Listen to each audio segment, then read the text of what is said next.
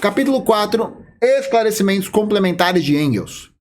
Marx elucidou, em princípio, o sentido da experiência da comuna. Engels retomou várias vezes esse tema, completando a análise e as conclusões de Marx e esclarecendo, por vezes, outros aspectos da questão, com um tal vigor e relevo que devemos deter-nos sobre esses esclarecimentos. No seu problema da habitação em 1872, Engels baseia-se já na experiência da comuna, detendo-se várias vezes sobre o papel da revolução em face do Estado. É interessante ver como, nessa matéria concreta, ele explica, de uma forma precisa, por um lado, os traços de semelhança entre o Estado proletário e o Estado atual, traços que permitem, num ponto ou no outro, falar-se em Estado, e, por outro lado, os traços que os contrapõem e que indicam a passagem para a supressão do Estado. Lembrando que, gente, o capítulo 3, que está já no YouTube, o Lenin está debatendo, a partir de Marx, a forma como o Estado deve ser constituído para que seja eliminada a forma de gestão do Estado que impeça com que ele se torne um Estado proletário, né? Ele até fala o controle do parlamento contra o parlamentarismo, né? Contra uma estrutura política que protege as classes dominantes e que, por muitas vezes, os reformistas estavam diretamente envolvidos, né? E não faziam uma crítica a esse processo de forma contundente. Então vamos lá. Como resolver o problema da habitação? Na sociedade atual, ele se resolve absolutamente da mesma maneira que qualquer outra questão social. Isso é, pelo equilíbrio econômico que pouco a pouco se estabelece entre a oferta e a procura, solução esta que adia perpetuamente o problema e ao contrário de uma solução. Olha aqui o Lenin já mandando o livre mercado vir aqui e fazer gloob-gloob. A maneira pela qual a revolução social resolverá essa questão não depende somente das circunstâncias de tempo e de lugar. Liga-se também a questões que vão muito mais longe, sendo uma das principais a supressão do antagonismo entre a cidade e o campo. Como não temos que fantasiar sistemas utópicos de organização da sociedade futura, seria pelo menos ocioso determos-nos sobre o assunto. Uma coisa é incontestável, é que atualmente, nas grandes cidades, há imóveis bastantes para satisfazer as necessidades reais de todos, sob a condição de serem utilizados racionalmente. Essa medida só é realizável, bem entendido, sob a condição de expropriar os proprietários atuais e de instalar em seus imóveis os trabalhadores sem habitação ou vivendo atualmente em habitações superlotadas.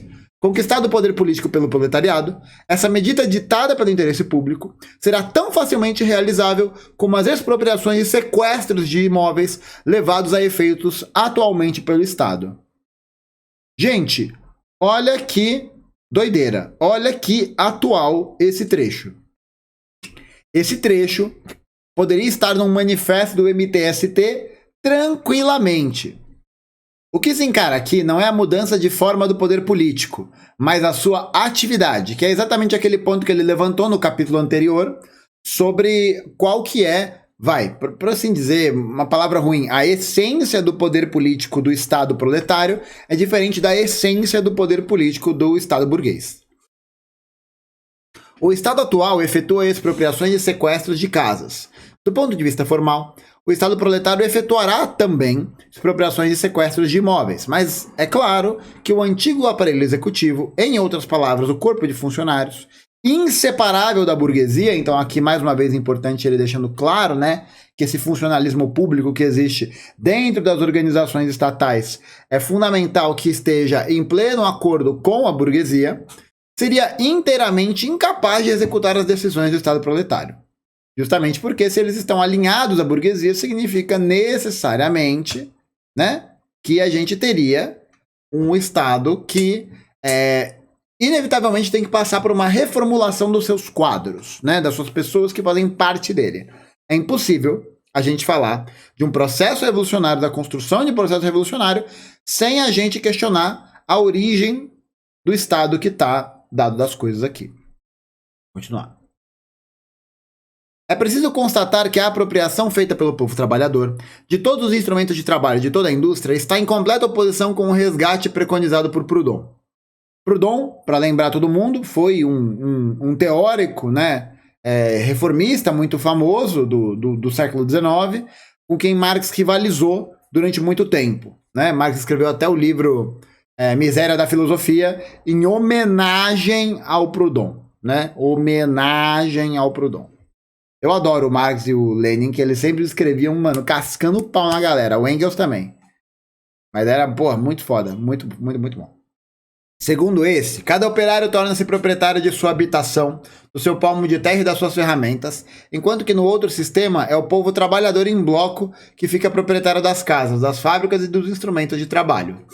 O usufruto dessas casas, fábricas, etc., pelo menos no período da transição, não pode ser atribuído aos indivíduos ou às sociedades privadas sem indenização. Assim, também, a supressão da propriedade fundiária não implica... Propriedade fundiária é propriedade de terra, tá? A supressão da propriedade fundiária não implica na supressão da renda fundiária, mas na sua entrega à sociedade. Então, o Proudhon está falando aqui que quando houver esse processo, né, de supressão do modo de propriedade fundiária, não necessariamente haveria uma supressão da renda a partir dessa propriedade fundiária. Continua aqui. Mas na sua entrega à sociedade, pelo menos sob uma forma um pouco modificada. Por consequência, a posse real de todos os instrumentos de trabalho pelo povo trabalhador não exclui de modo algum a conservação do aluguel e da locação, né? Esse é o Proudhon falando. No capítulo seguinte, examinaremos a questão, aqui apenas tocada, das bases econômicas do definhamento do Estado. Engels exprime-se com uma prudência extrema quando diz que o Estado proletário não poderá distribuir as habitações sem aluguel, pelo menos no período de transição.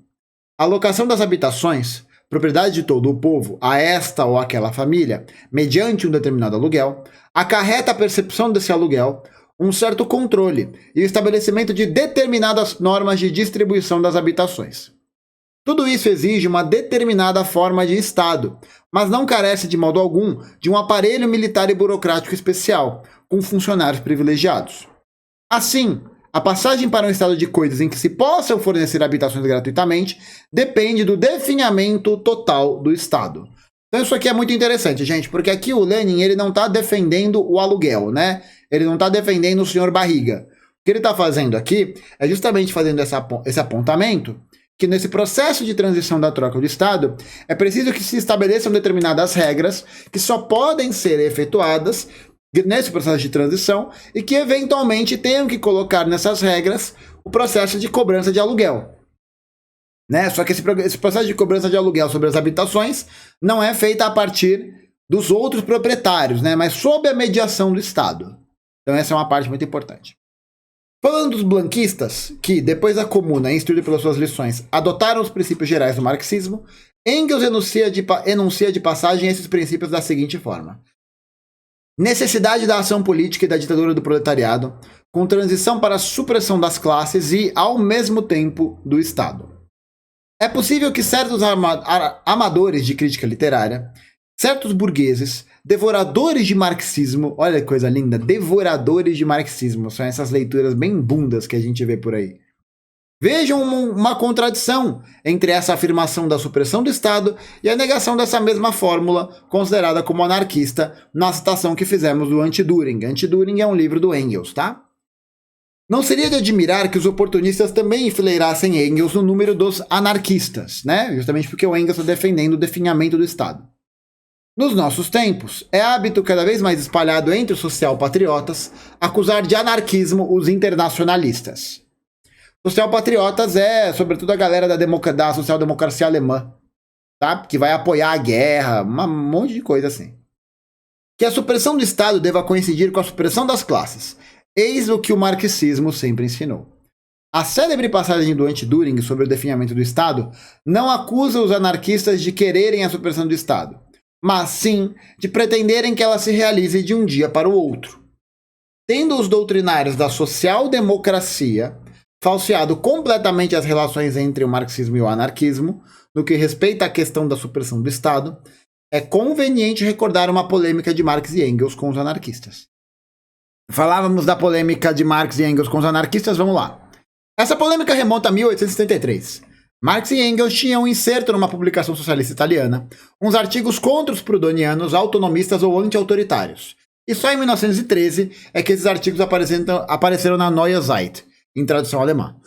Se a luta política da classe operária, escrevia Marx ridicularizando os anarquistas pela sua negação da política, adquire formas revolucionárias, se os operários, em lugar da ditadura da burguesia, estabelecem a sua ditadura revolucionária, cometem um espantoso crime de lesa princípios, pois que, para satisfazerem as necessidades do momento, necessidades lamentáveis e profanas, Marx era debochado em puta que pariu, para quebrarem a resistência da burguesia, dão ao Estado uma forma revolucionária e passageira, em vez de deporem as armas e suprimirem o Estado.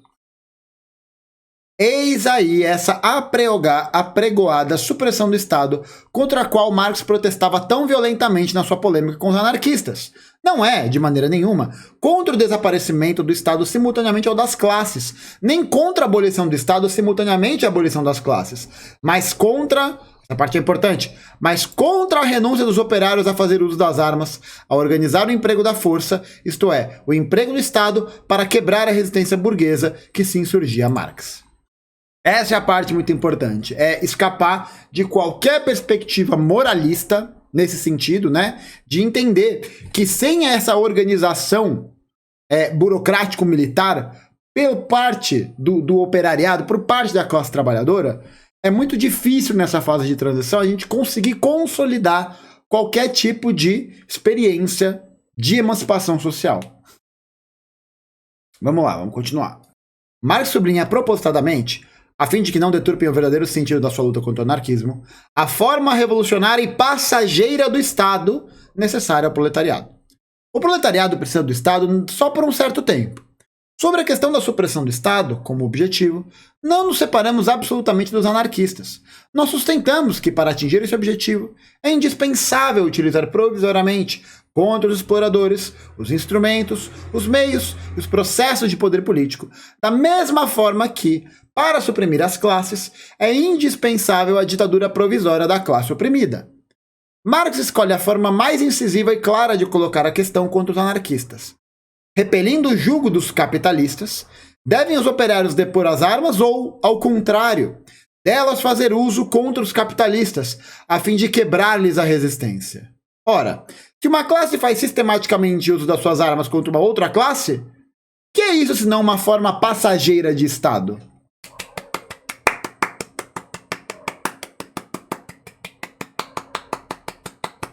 Bom demais, tá maluco?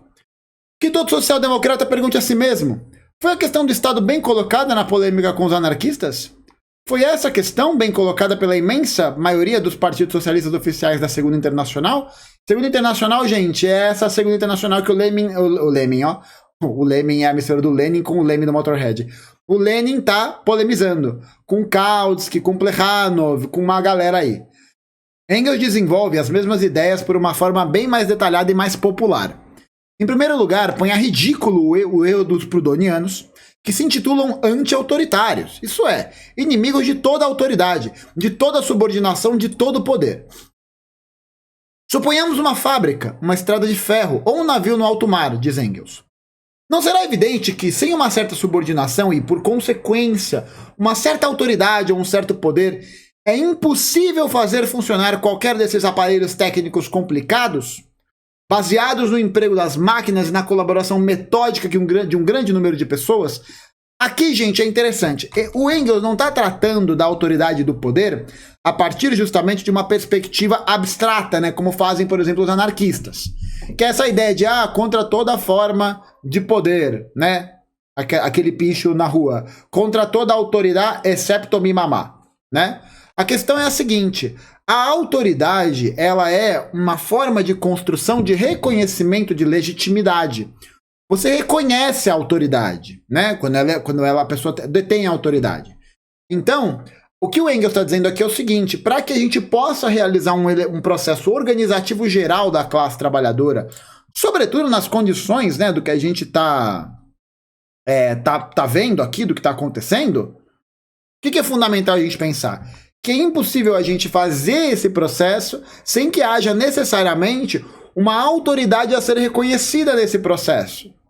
E a autoridade, gente, não é algo que é imposto necessariamente, mas é a partir do reconhecimento e da colocação de um determinado projeto político. Autoridade é diferente de autoritarismo, certo? Então, se a gente tem um estado de coisas em que a classe trabalhadora está organizada e precisa fazer esses elementos materiais funcionarem para garantir o seu projeto político, a continuidade do seu projeto político, o que a gente tem que fazer? A gente precisa de autoridade. Mas a gente precisa de autoridade nesse sentido organizativo. É o famoso centralismo democrático. Perfeito. Vamos continuar aqui. Ai, Gustavo, você vai contar fofoca pela metade? Sim. Vamos continuar. Se eu opuser esses argumentos, escreve Engels, aos adversários exasperados da autoridade, eles se entrecheirarão. Se entrecheirarão, Engels. Aí essa foi de Engelzinho. Fredinho.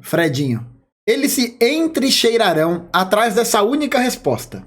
Sim, é verdade. Mas não se trata da autoridade que conferimos a esses delegados, e sim da missão de que os encarregamos. Essa gente imagina que pode mudar as coisas modificando-lhes o nome. Assim, esses profundos pensadores zombam realmente do mundo. Caralho, o moleque era brabo, hein? O Engels era poucas. Depois de ter assim demonstrado que autoridade e autonomia são noções relativas, que o seu emprego varia segundo as fases do desenvolvimento social e que é absurdo considerá-las como absolutas, depois de ter acrescentado que o papel das máquinas e da grande indústria vai aumentando constantemente, Engels passa das considerações gerais sobre a autoridade para a questão do Estado. Se os autonomistas estivessem contentados em dizer que a organização social do futuro não admitirá a autoridade senão nos limites que lhes são traçados pelas condições mesmas da produção, poderíamos entender-nos com eles. Mas eles são cegos para todos os fatos que tomam indispensável a autoridade e declaram guerra a esta palavra. Por que os adversários da autoridade não se limitam a gritar contra a autoridade política, contra o Estado? Todos os socialistas estão de acordo em que o estudo, eu acho que é o Estado, que ele quis dizer aqui, tá? Em que o Estado e, com ele, a autoridade política desaparecerão em consequência da Revolução Social futura. Isso significa que as funções públicas perderão seu caráter político e transformar-se-ão em simples funções administrativas que zelarão pelos interesses sociais. Mas os adversários da autoridade exigem que o Estado político seja suprimido de uma vez, antes mesmo que sejam suprimidas as condições sociais que o criaram. Reclamam que o primeiro ato da Revolução Social seja a supressão da autoridade. Esses senhores já terão visto alguma revolução? Uma revolução é, certamente, a coisa mais autoritária que há. Um ato pelo qual uma parte da população impõe a sua vontade à outra, com o auxílio dos fuzis, das baionetas e dos canhões, meios por excelência autoritários. E o partido que triunfou tem de manter a sua autoridade pelo temor que as suas armas inspiram aos reacionários. Caralho, velho. É o famoso Cleitinho, é isso aí, meu parceiro. Vai ter que fazer essa porra dessa revolução? Já pega teus bagulho, porque os malucos vão encher o saco, velho. É eles ou nós. É isso, é eles ou nós. Se a Comuna de Paris não se tivesse utilizado contra a burguesia da autoridade do povo em armas, teria ela podido viver mais de um dia? Não poderemos, pelo contrário, censurá-la por não ter recorrido suficientemente a essa autoridade? Então o Lenin está falando aqui ainda. Será que a Comuna de Paris teria sido possível se não tivesse havido o emprego desses instrumentos de autoridade? E lembrando, né? O Lenin está falando aqui. As armas são um instrumento de autoridade, né? Vide, por exemplo, quando a gente é assaltado na rua. A pessoa que te assalta impõe a autoridade para você a partir de um instrumento, que é a arma. Da mesma maneira como um policial o faz. Só que a diferença, né, é que o policial tem dois elementos de autoridade junto com ele. O fato da arma e o fato dele ser um agente do Estado. E que, portanto, está, de alguma forma, apoiado em legislação, em qualquer coisa assim, para garantir a execução do seu poder. Tá ligado? Mas a gente também tem outras formas de autoridade, de reconhecimento. Por exemplo, muitas vezes a gente tem o reconhecimento da autoridade de uma pessoa mais velha da nossa família. Ou de um grande amigo. Por quê? Porque de alguma forma, a gente reconhece naquela pessoa um elemento que representa os nossos interesses em algum sentido. Né? Então, um exemplo clássico que eu tive na aula de introdução à educação com enfoque filosófico era justamente essa. Qual autoridade você reconhece? A do policial ou a do seu avô? Porque são dois modelos de exercício da autoridade que são diferentes. O Franco Adnan mandou aqui. Podemos dizer que o policial também tem a validação da sociedade? Não. Ele não tem a validação da sociedade. Ele tem a validação jurídica do Estado. Portanto, é força. Entendeu? É uma coisa que é totalmente arbitrária, que é totalmente coercitiva. Continuemos. Assim, pois de duas uma. Ou os adversários da autoridade não sabem o que dizem, e nesse caso só fazem criar a confusão, ou sabem, e nesse caso traem a causa do proletariado. Em qualquer dos casos, não fazem senão servir a reação. Caralho, muito bom, meu Deus, só tapa na cara. As questões abordadas nessa passagem serão examinadas no capítulo seguinte, quando tratarmos das relações da política e da ciência econômica no momento do definhamento do Estado. Como sejam a questão da transformação das funções públicas, de funções políticas que são, em simples funções administrativas, e a do Estado político. Essa última expressão, suscetível, aliás, de provocar mal-entendidos, evoca o processo do definhamento do Estado. Um momento há em que o Estado, em vias de definhar, pode ser chamado de não político. Na passagem de Engels, o que há de mais notável é a forma como ele coloca a questão contra os anarquistas. Os social-democratas, que pretendem ser discípulos de Engels, desde 1873, já entraram milhões de vezes em polêmica com os anarquistas. Mas o fizeram precisamente como os marxistas não podem nem devem fazê-lo. A ideia da supressão do Estado nos anarquistas é confusa e desprovida de alcance revolucionário. Foi como Engels pôs a questão. A gente leu ali em cima. Os anarquistas recusam-se justamente a ver a revolução na sua origem e no seu desenvolvimento, nas suas tarefas próprias em face da violência da autoridade, do poder e do Estado. A crítica do anarquismo para os social-democratas contemporâneos reduz-se a esta pura banalidade burguesa. Nós somos partidários do Estado. Os anarquistas não. Aí que tá o erro, né? Os marxistas não são partidários do Estado. Nós não somos partidários do Estado. Essa é a questão. Compreende-se que uma tal chatice não deixe de provocar a aversão dos operários, por menos refletidos e revolucionários que sejam. A linguagem de Engels é outra. Ele faz ver que todos os socialistas admitem o desaparecimento do Estado como uma consequência da Revolução Socialista. Em seguida, ele formula concretamente a questão da revolução. A questão precisamente que os social-democratas oportunistas deixam habitualmente de lado, abandonando, por assim dizer, aos anarquistas o monopólio desse estudo, entre aspas. Ao formular essa questão, Engels pega o boi pelos chifres. Não deveria ter a comuna se utilizado melhor do poder revolucionário do Estado, isto é, do proletariado armado, organizado como classe dominante? Fica aí a pergunta, né?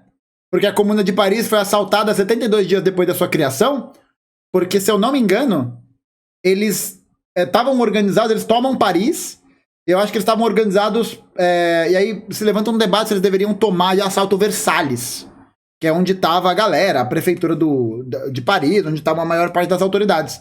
E aí os comunardos decidem não. E aí isso permite a reorganização da galera, né, dos reacionários, da burguesia, para retomar a cidade. Então olha que foda, né? Ter essa percepção. A social-democracia oficial e majoritária tem sempre evitado a questão da missão concreta do proletariado na revolução. Ora por um simples sarcasmo farisaico, ora, quando muito, por esta frase evasiva e sofisticada: mais tarde se verá. Mas também, estão os anarquistas em boa situação para revidar a essa social-democracia que ela está faltando ao seu dever, que é o de fazer a educação revolucionária dos operários. Engels, aproveita a experiência da última revolução proletária para estudar, de forma mais concreta, as medidas que o proletariado deve tomar em relação aos bancos e ao Estado e como deve tomá-las. Deixa eu ver se falta muito aqui. Falta bastante. A gente está lendo esse texto, que é absolutamente fundamental, né? A gente vai chegar na parte da Carta a Bebel, né? Não a Bebel da grande família, tá? Mas eu tava pensando aqui da gente procurar um texto pequeno da Alexandra Kollontai. Não sei, de repente me deu uma vontade.